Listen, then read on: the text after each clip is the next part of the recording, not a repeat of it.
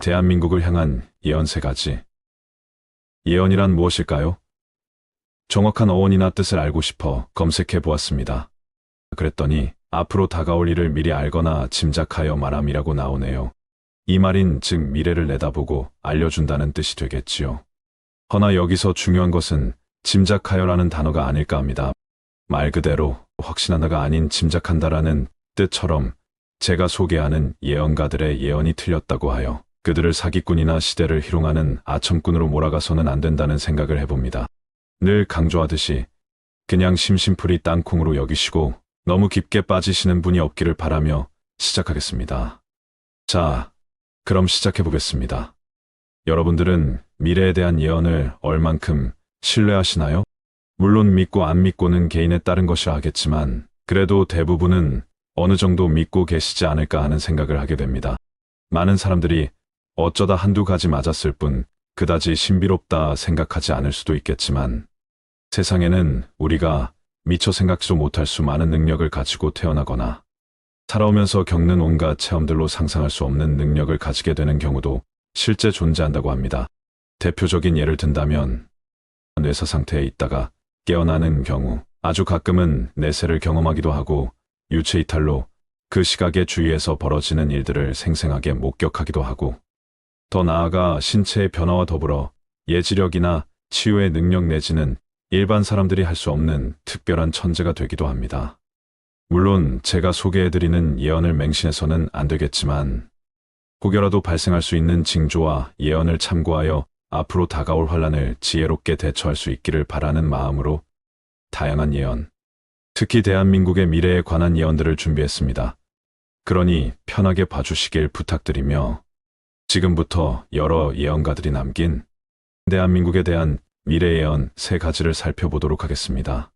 가장 먼저 첫 번째 예언입니다. 구글이 세계 최고의 미래학자로 선정했다는 토마스 프레이. 미국 다빈치 연구소 소장의 미래에 대한 예언을 먼저 알아보도록 하겠습니다. 미래학 싱크탱크인 다빈치 연구소 소장이자 구글이 선정한 최고의 미래학자로 알려진 토마스 프레이는 한국에서 개최된 여러 행사에서 참석하는 등 국내에도 잘 알려진 미래학자입니다. 미 포춘지 선정 500대 기업, 임직원 등 우리 사회 다양한 기업가와 리더들에게 미래에 대한 분석, 전망 및 비전을 전하고 있으며 그가 전한 영감이 다양한 신제품 개발의 도화선이 되었다는 이력에서 미국 언론은 그에게 발명의 아버지이라는 별명을 지어주기도 했습니다. 국내에는 2015년 KBS에서 방영된 오늘 미래를 만나다에 직접 출연하여 미래와 일자리에 대한 분석과 전망을 내놓기도 했습니다.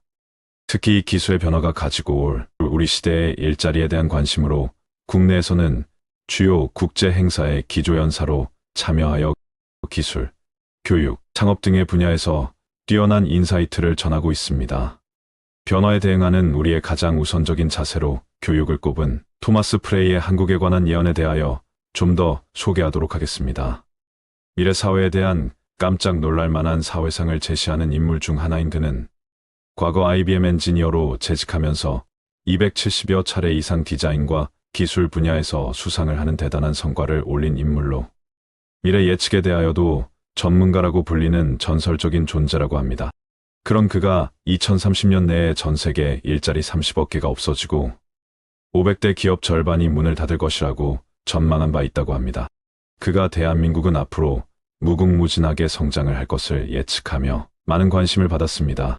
그의 미래 예언을 더 살펴본다면 한반도의 향후 10년 안에 통일을 이룰 것이며 더 나아가 중국까지 진출할 가능성이 높다고 얘기했습니다. 미래학의 아버지로 불리는 토마스 프레이는 현재가 미래를 만드는 게 아니라 미래에 대한 비전이 현재를 만든다고 말했습니다. 또 예측 불가능한 세상에서 미래 비전을 세우고 새로운 시대를 대비해야 한다고 주장했습니다. 그렇다면 그가 전망하는 2030년은 어떤 모습이고 우리는 무엇을 어떻게 준비해야 할까요? 두 번째로 소개할 예언은 병을 고치고 미래에 대한 소름 끼치는 예언으로 유명한 신디 제이콥 선교사의 예언입니다. 기독교계의 세계 3대 사역가 중 한 분으로 수많은 성도와 믿지 않는 사람들에게까지 존경을 받고 있는 그녀는 피터 와그너 박사의 중보사역자로 모든 나라에서 기도운동을 일으키기 위해 사역하고 있는 국제기도목회인 세계의 장군들의 창설자이자 대표이기도 합니다.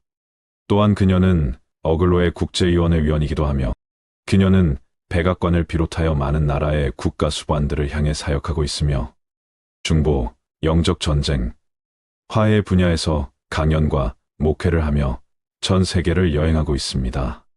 저서로는 대적의 문을 취하라. 내 말을 내 입에 두었노라. 여자여 내가 너를 불러 세웠노라 등 다수가 있습니다. 그녀는 독일이 통일되기 1년 전에 베를린 장벽이 무너질 것을 정확하게 예언했다고 합니다. 그녀가 하느님으로부터 한국의 미래에 대한 계시를 받았다고 하여 대한민국에도 유명해진 예언가이기도 합니다. 그녀가 기도 중에 하나님의 계시를 받았다고 하는 부분을 책에서 발췌하여 소개하도록 하겠습니다.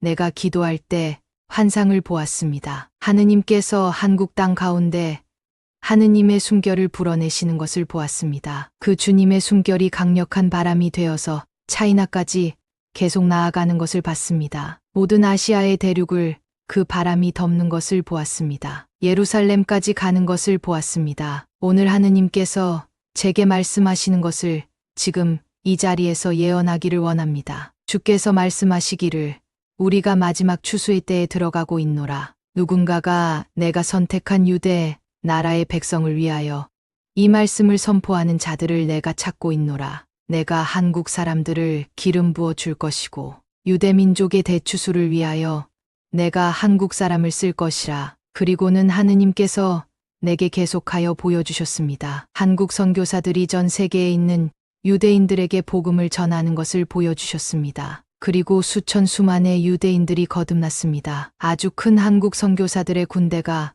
미국과 캐나다에서 유대인들에게 복음을 전하는 것을 보았습니다. 하느님의 바람, 곧 성령의 바람이 이 나라에 불기 시작할 때 그 바람이 무엇으로 구성되어 있는지 보기 시작했어요. 그 바람 안에 있는 것은 모두 사람들이었어요. 한국 선교사들이었습니다. 이 땅 가운데 굉장히 작은 수가 유대인들에게 마음을 열고 있습니다. 그런데 주님이 보여주셨습니다. 오늘 저녁에 유대인을 향한 하느님의 아픈 마음을 여러분의 심령에 심고 있습니다. 하느님의 문이 많은 나라들에 열릴 것인데 한국 안에 예루살렘으로 돌아가는 운동들이 막강하게 열리는 것을 우리가 보게 될 것입니다. 여기까지가 신디 제이콥의 책의 내용이었습니다. 내가 한국인을 쓸 것이며 한국에 기름을 부을 것이다라는 부분이 마음에 드네요. 그리고 하나님께서 한국에 대한 비전을 들려주셨다는데 하느님께서 왜 한국인을 특별히 쓰시려 하시는 것일까요? 신디 제이콥 목사는 극동의 작은 나라 한국의 하느님께서 왜 이런 특별한 예언들을 많이 주시나 싶어서 코리아의 역사나 문화에 대해서도 공부하고 있는 중으로 알려졌습니다. 어쨌거나 한국의 영광스러운 나날이 이어질 것을 언급하셨다니 기분은 좋아집니다. 그녀가 보았던 한반도의 미래에 대해 강력한 바람이 중국까지 진출해 그 영역을 넓힐 것으로 예언했다고 하니 하루빨리 통일이 이루어졌으면 좋겠습니다. 마지막으로 소개해드릴 세 번째 예언은 놀라운 정확성으로 미래를 예언하는 디날 쿤츠라는 인물의 예언을 소개하도록 하겠습니다. 매년 2천만 부 가까운 책을 판매하는 세계적인 베스트셀러 작가입니다. 현재까지 전 세계적으로 총 3억 부가 넘는 책이 팔렸고 그중 13편은 뉴욕타임스 베스트셀러 1위에 올랐다고 합니다. 한국에는 미스터리 스릴러 작가라기보다 주로 공포소설 작가로 알려져 있는데 초자연적이며 초현실적인 기괴함을 바탕으로 한 지면의 심리를 들여다본 작품이 많이 소개되었기 때문입니다. 호러 마스터로 불리기도 했던 그는 종종 스티븐 킹과 비교되곤 한다고 합니다. 그는 자신의 작품 속에 드러난 공포를 누구나 마음속 깊은 곳에 지니고 있는 미지의 것에 대한 두려움으로 정의한다고 말했습니다. 마음 가장 깊은 곳에 억눌려 있는 어둠을 공포의 근원으로 삼고 있는 스티븐 킹과는 비슷하면서도 다르다라고 말했다고 합니다. 사실 그의 작품에는 SF, 고딕, 판타지, 미스터리에 심지어 로맨스까지 다채로운 장르가 혼재되어 있습니다. 다양한 장르의 글을 쓰는 소설가도 활동하는 그는 1981년 어둠의 눈이라는 책을 출간하게 됩니다. 그가 출간한 어둠의 눈이라는 소설에는 그때로부터 약 40년 뒤에 코로나 바이러스가 창궐하게 되고 그로 인해 지구상의 수많은 사람들이 코로나로 인해 고통받게 될 것이라고 묘사한 부분이 있는데 이것이 코로나19로 인하여 엄청난 화제가 되었던 것입니다. 심지어 어둠의 눈이라는 책에서는 바이러스가 퍼진 장소를 중국 우한이라고 정확하게 명시하며 우한 400이라는 인공 바이러스가 중국 연구소에서 만들어진 것이라는 주장을 펼쳤는데, 놀랍게도 그가 소설에서 예측한 일들은 현실에서도 그대로 일어났기 때문에 책을 쓰는 예언가로 취급되기도 했습니다. 그럼 책의 내용을 일부 발췌해서 올려드리겠습니다. 그 물질은 우한 내각에 있는 DNA 제조합 연구소에서 개발되어 우한 400이라는 이름이 붙었소. 그 연구소에서 만들어진 인공 미생물 중 400번째로 개발된 독자 생존이 가능한 종이었기 때문이오. 소설 속 바이러스의 이름으로 국내 출간 전부터 소문이 무성했던 딘 쿤츠의 어둠의 눈의 일부입니다. 코로나 예측이 성공하면서 그가 향후 내놓을 소설에 대해서도 많은 이들의 관심이 폭발했습니다. 최근 그가 새로운 소설 출간을 앞두고 있는데, 어둠의 눈과 마찬가지로 미래 사회에 대한 전망을 다루고 있다는 소식과 함께 책 안에는 깜짝 놀랄 만한 내용이 담겨져 있다고 하는데, 2045년에는 대한민국이 초강대국으로 묘사되고 있다는 점과 중국 일부 지역 정확히는 만주, 동북 삼성 지역과 연해주에 이르는 영역을 한국이 장악하고 있다는 묘사가 등장했다고 합니다. 마치 짝이라도 한 듯이 많은 예언가들이 예언했던 부분과 많이 비슷하다고 느끼게 됩니다. 한국의 영토가 확장된다는 예언이 하루 빨리 실현되기를 바라봅니다. 오늘은 이렇게 한국의 미래에 대한 예언 3가지를 소개해드렸습니다. 늘 강조하고 또 강조하는 부분이지만 예언은 그저 심심풀이 땅콩으로 여기시라는 말씀드리며 오늘의 영상은 이것으로 마치도록 하겠습니다. 감사합니다.